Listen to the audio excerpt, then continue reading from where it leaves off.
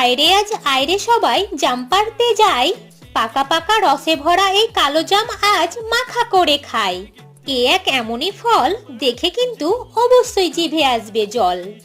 যদি জাম মাখা বানাই টক ঝাল মিষ্টি স্বাদে, তাহলে এই জাম মাখা কার না ভালো লাগে।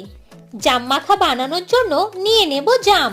এবার এর মধ্যে দিয়ে দেব বিট নুন, চিনি, শুকনো লঙ্কা গুঁড়ো, সামান্য একটু সর্ষের তেল, কাঁচা লঙ্কা, লেবু পাতা।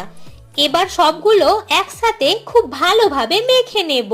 ব্যাস, তাহলেই রেডি আমার জাম মাখা। জামে রয়েছে অনেক গুণ, যা রক্ত স্বল্পতা দূর করে।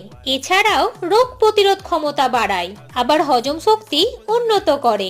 তাই তো বলি সবাই জাম ফল আনো ঘরে ঘরে।